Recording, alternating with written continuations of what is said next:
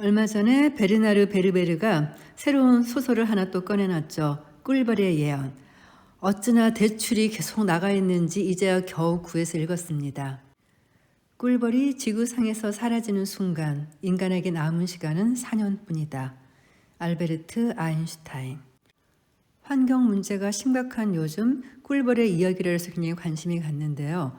시골에 살고 있는 저는 사실 벌에 대해서 보다 더 민감해졌어요. 해마다 벌과 나비들이 줄어드는 것이 눈에 띄게 보이거든요. 이 소설은 결국 꿀벌의 실종이 인류의 멸망을 초래한다는 내용을 가지고 있는데요. 이 대목을 잠깐 소개해드리겠습니다. 꿀벌의 실종이 이 모든 것의 발단이네. 공식 기록에 따르면 2047년 7월에 살아있는 꿀벌이 마지막으로 관찰됐다고 해. 그 후로 꿀벌은 자취를 감췄네. 아인슈타인의 말대로 4년 동안은 세상에 버텼지. 그런데 4년이 지나자 나비 한 마리의 작은 날갯짓이 태풍을 일으킨다는 나비 효과와는 급이 다른 꿀벌 효과가 나타나더군. 한 생물종의 멸종이 지금 자네가 본 결과를 초래한 거야. 인간이 소비하는 식물의 80%가 꽃식물이네. 그리고 이 꽃식물의 80%가량의 수분을 담당하는 곤충이 바로 꿀벌이야. 그동안 꿀벌은 서서히 사라지는데 인구는 무서운 속도로 늘어났던 거야. 인간이 직접 손으로 하거나 로봇을 이용한 수분이 가능하다고 믿었지만 그 결과가 신통치 않았지. 조그만 원인 하나가 결국 치명적인 결과를 낳아 전 세계 농업 생산량이 급감했어. 그런 상태에서 기온까지 상승하니 곡물 생산은 더 줄어들었고 지표면의 사막화 현상이 가속화하고 물 부족이 심화되다 보니 관계수에 드는 비용이 너무 커져 농민들은 이용을 할 수가 없었어. 엎친 데 덮친 격으로 아프리카와 아시아, 남아메리카 국가들에서는 메뚜기 떼가 창궐해 농사를 망쳐버렸어. 식량은 부족한데 인구가 많아지면 배고픔을 참지 못한 사람들이 폭동을 일으키는 건 필연적이고 불가역적이지. 지구상 곳곳에서 벌어진 시위들은 무자비한 방식으로 진압됐네. 이미 오래전부터 세계 도처에 정치적 긴장이 팽배해 있었는데 서아시아에서 그게 폭발한 거야. 이란과 사우디아라비아, 정확히는 시아파와 수니파가 충돌했지. 이건 세계를 둘로 나누는 뿌리 깊은 갈등 아닌가. 어쨌든 서아시아에서 전쟁이 발발하자 세계가 두 진영으로 나뉘었어. 한쪽은 러시아와 중국을 위시해 베네수엘라, 북한까지 가세한 이란 지지 세력이고 다른 쪽은 미국을 주축으로 유럽과 이스라엘, 한국 등을 포함해 사우디아라비아를 지지하는 진영이지. 그런데 양쪽 다 핵무기를 보유하고 있었단 말이야. 늘어나는 핵무기가 언젠가는 이렇게 한번 쓰일 줄 알았네. 결국 핵전쟁이 일어나고 말더군. 세계 인구가 워낙 많다 보니 각국의 수도와 대도시가 대부분 파괴되고 나서도 중소도시와 온갖 벽지에서 전쟁이 계속 이어지고 있네. 세계는 지금 한창 제3차 세계대전 중일세. 2053년 12월의 말이야. 이 책은 퇴행 체면이라는 기술을 통하여 시간 여행을 하는 내용을 다루고 있습니다. 그래서 지금 주인공은 2053년에 와 있는 거죠. 그런데 2053년에 일어났다는 그 제3차 세계대전이 지금의 현실과 너무 비슷하지 않습니까? 시아파와 수니파가 충돌하고 이스라엘과 하마스가 전쟁을 일으키고 러시아와 중국과 북한이 가사한 이란 지지 세력 그리고 미국을 주축으로 유럽과 이스라엘, 한국을 포함한 사우디아라비아를 지지하는 진영 이렇게 세계가 지금 둘로 나뉘고 있잖아요. 더구나 이스라엘은 지금 이 전쟁을 멈추고 싶어 하지를 않고 있습니다. 지금 현실에서 일어나고 있는 사건을 마치 소설 속에서 무슨 역사에 기록된 사실을 읽는 것처럼 보니까 참 기분이 묘했어요. 아무튼 이 소설은 1099년 십자군 전쟁이 시작 때부터 2053년 제3차 세계대전이 발발하는 동안의 긴 시간을 시간 여행을 통해서 과거와 미래를 왔다 갔다 하면서 인류의 멸망을 막으려는 주인공들의 이야기입니다. 특히 과거로 간 주인공들의 그 전생을 만나는 장면들이 재밌어요. 과거에 여자였다가 남자였다가 부부였다가 그리고 그걸 기억해내면은 그 당시에 자기가 가졌던 자질도 모두 다 되살아나요. 예를 들어 검을 한 번도 써보지 못한 사람이 갑자기 무술을 잘하게 된다든지 하는 거 말이죠. 어쨌든 소설은 처음부터 끝까지 다 읽어봐야 제맛이니까 내용은 더 이상 말하지 않을게요. 저는 이 책을 읽으면서 몇 가지 마음에 드는 문구들이 있어서 그거를 좀 기록해 놨는데요. 기억하고 싶은 문구 하나. 우리의 정신은 기회가 주어질 때마다 산책을 즐긴다. 이 문구는 주인공들이 시간여행을 갔다 왔을 때 잠시 다른 시공간으로 관광을 다녀온 곳으로 생각하면서 한 말이었어요. 저 역시 상상으로 얼마든지 그런 산책을 즐길 수 있다는 사실에 이 문구가 참 마음에 들었나 봐요. 또 하나의 문구. 어떤 생각이 떠오를 때 즉시 실행에 옮기지 않으면 영영 못하는 수가 있어. 나이 들어가면서 정말 이 말에 공감하는데요. 실행에 옮기기는커녕 기억이 안 나는 경우도 너무 많아서요. 정말 메모하고 기록해내는 습관을 가져야겠다고 종종 생각하곤 해요. 그리고 주인공 르네가 과거 여행을 하면서 과거의 자기 자신을 보고 난 다음에 혼자 하는 독백이에요. 내가 어떤 사람인지 그리고 어떤 사람이었는지는 이제 알 듯한데 어떤 사람이 될지는 아직 오리무중이다. 삶의 궁극적인 목표는 자신의 잠재적 가능성을 깨닫는 것이다. 한데 이 가능성이라는 것은 써봐야 비로소 알 수 있으니 참으로 아이러니 아닌가. 우리는 보통 위기의 순간에 그 가능성을 사용한다. 제2차 세계대전 동안 수많은 사람들이 그동안 몰랐던 자신을 알게 됐다. 자신에게 용기가 숨어 있다는 걸, 도덕적 가치를 지키기 위해 목숨까지 포기할 수 있는 용맹함이 숨어 있었다는 걸 깨달았다. 우리는 우리 자신을 알지 못한다. 나는 나를 알지 못한다. 내가 하는 모든 행동은 나라는 존재의 수수께끼를 풀기 위한 것이다.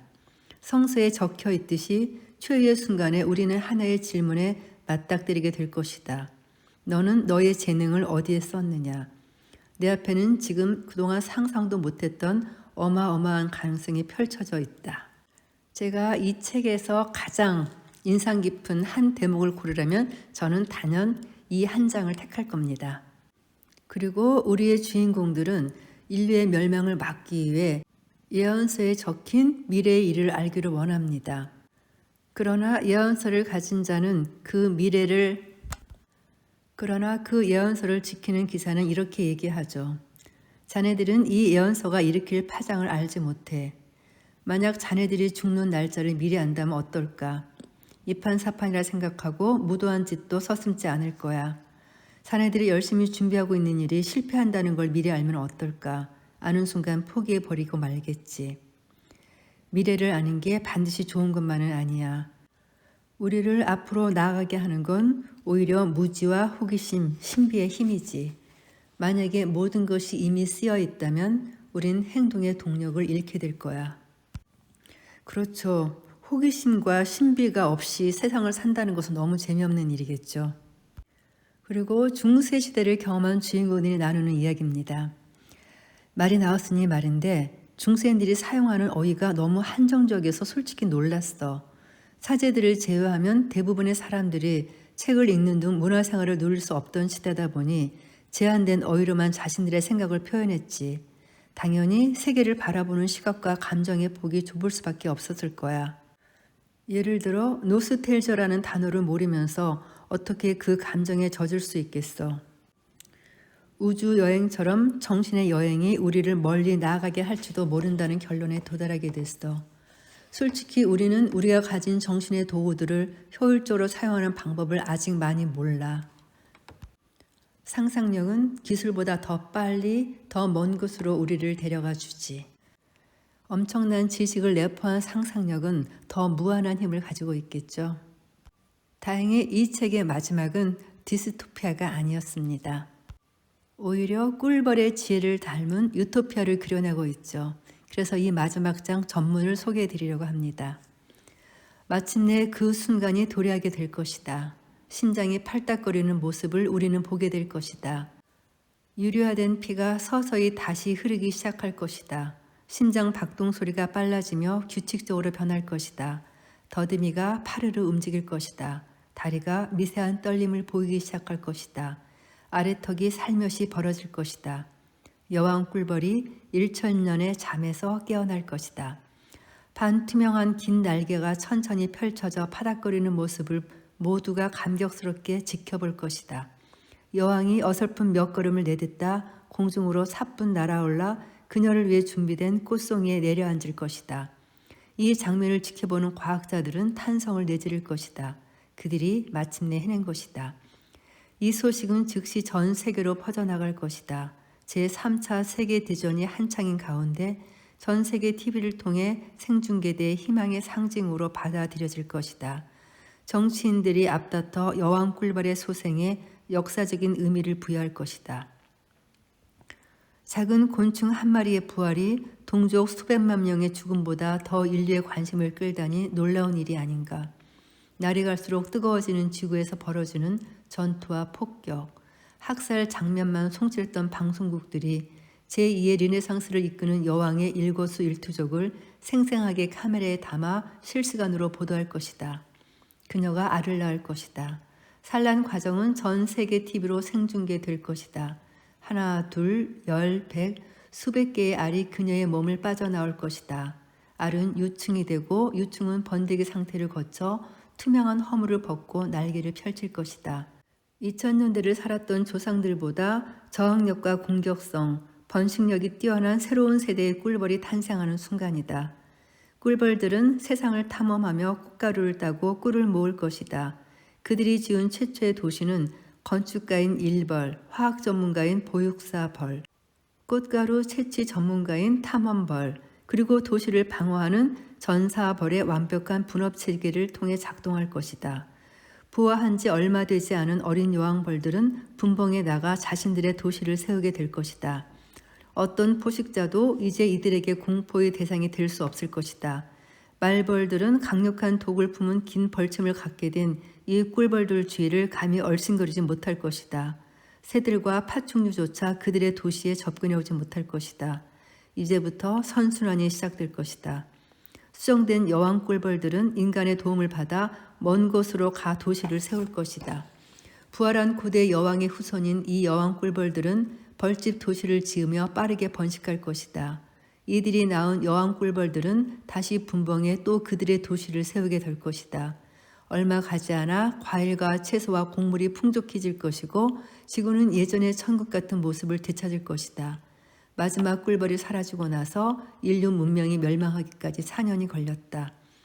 이 4년이라는 시간은 고대 여왕 꿀벌이 첫 알을 낳은 후 인류가 제2의 르네상스를 맞기까지 충분한 시간이다. 150억 년에 도달했던 인구는 제3차 세계대전 후 30억까지 줄어들었으나 풍족해진 식량 덕분에 더 이상 감소하지는 않을 것이다. 대부분의 대도시가 여전히 폐허 상태로 남아있고 지구는 온난화로 늘 고온을 유지할 것이다. 숲이 사라진 자리를 사막이 점령할 것이다. 하지만 뛰어난 회복력을 가진 인류는 재도약에 나설 것이다. 3보 전진, 2보 후퇴, 또다시 3보 전진. 절정에 달했던 인류의 자기 파괴 본능과 죽음의 충동은 마침내 힘을 잃고 생명의 열망이 그 자리를 대신할 것이다. 인류는 세계를 지배했던 증오심과 광신주의 염증을 느낄 것이다. 배고프지 않기 위해선 도둑질보다 협력과 연대가 더 효과적임을 깨닫게 될 것이다. 그동안 저지른 실수들의 후과를 감당하다 보니 달라지지 않으면 안 된다는 것을 깨닫게 된 것일까? 인류에게서는 더 이상 이전의 공격성과 호전성을 찾아볼 수 없게 될 것이다. 마침내 허수아비가 아닌 실질적인 힘을 가진 유엔이 탄생해 전 세계적으로 군축을 단행할 것이다. 살아남은 인류는 앞으로 평화와 번영의 시대를 누리게 될 것이다. 그리고 파리 도심에서 남동쪽으로 60km 떨어진 곳에 마치 무슨 열매 같아 보이는 건물이 하나 생겨날 것이다. 폐허로 변한 퐁텐블로 숲 한가운데 달걀을 세워놓은 것 같이 서 있는 이 빌딩 안에는 정원과 과수원 그리고 숲이 층마다 번갈아 펼쳐질 것이다. 그곳에서 드보라 히람이라는 이름을 가진 젊은 여성이 인류의 새로운 공존 방식을 제안할 것이다. 그녀의 이름에 이미 평생의 과업이 깃들어 있다. 히브리어로 드보라는 꿀벌을, 다바르는 말을 뜻한다. 그녀는 꿀벌의 메시지를 전파하는 일을 자신의 소명으로 삼을 것이다.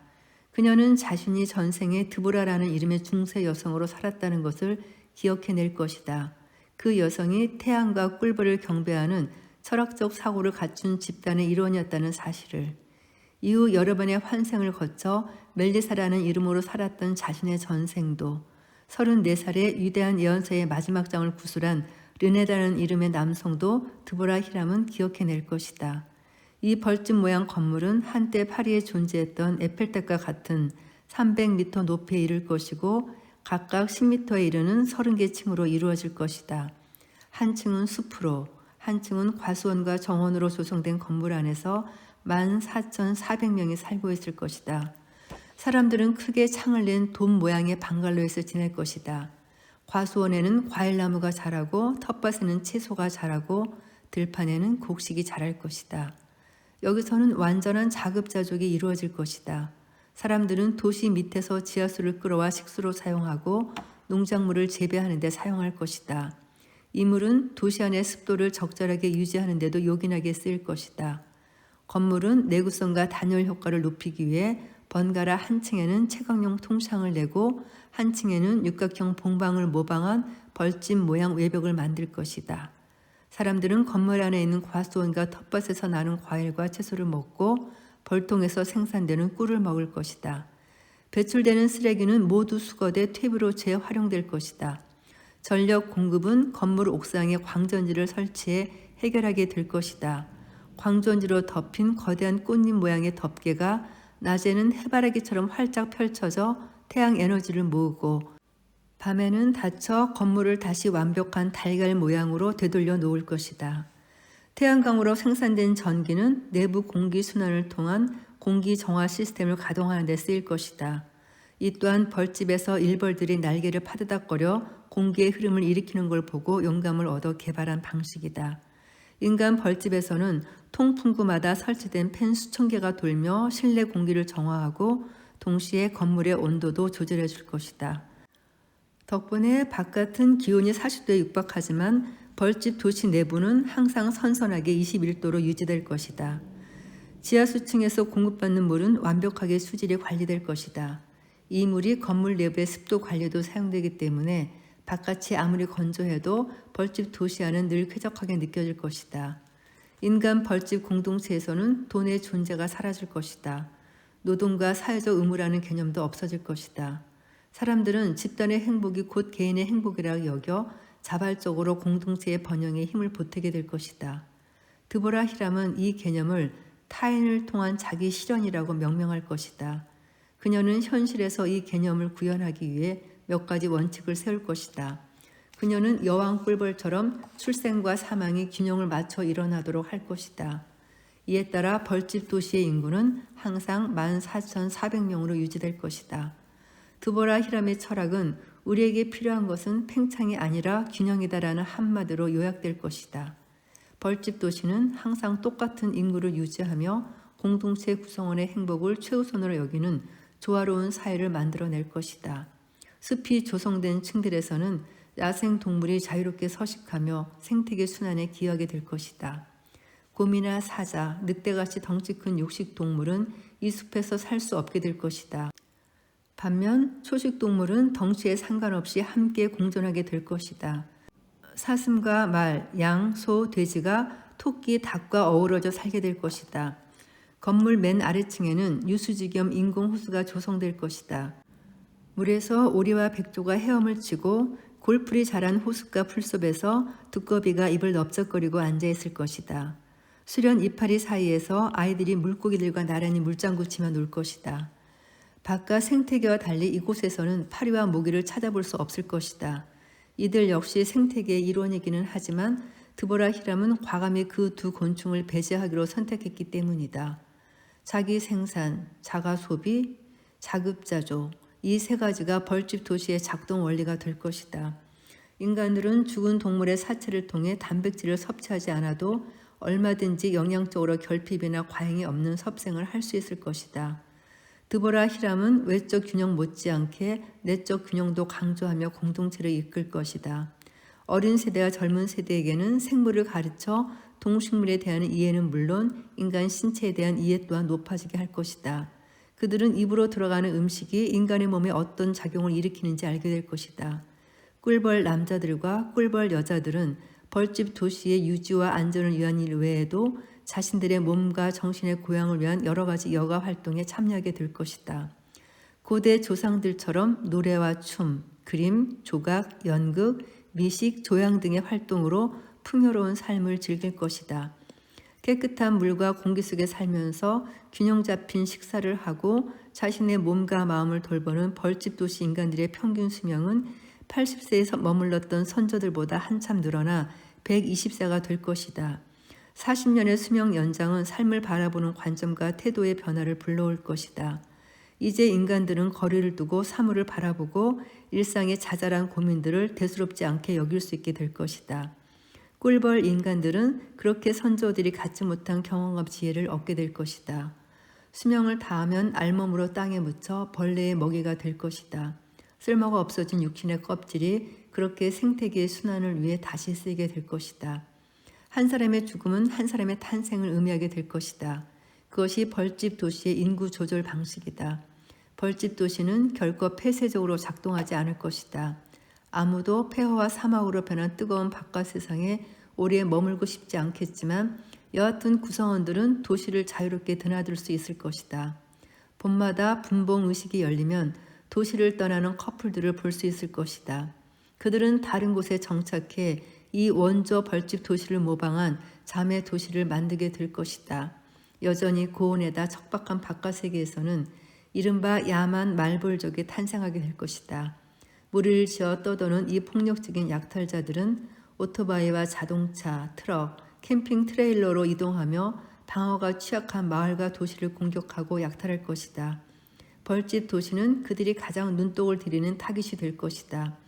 야만 말벌족의 침공을 알리는 사이렌이 울리면 꿀벌 인간들은 각자 하던 일을 멈추고 병사가 되어 전쟁에 참전할 것이다. 꿀벌 도시는 수없이 포위되고 때로는 함락 위기에 처하기도 하지만 결국은 침략자들을 격퇴하고 말 것이다.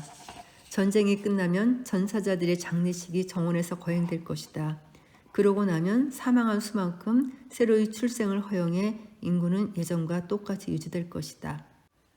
드보라 히람은 도시 운영을 위해 그녀가 영혼의 형제라고 부르는 두 남자의 도움을 받게 될 것이다.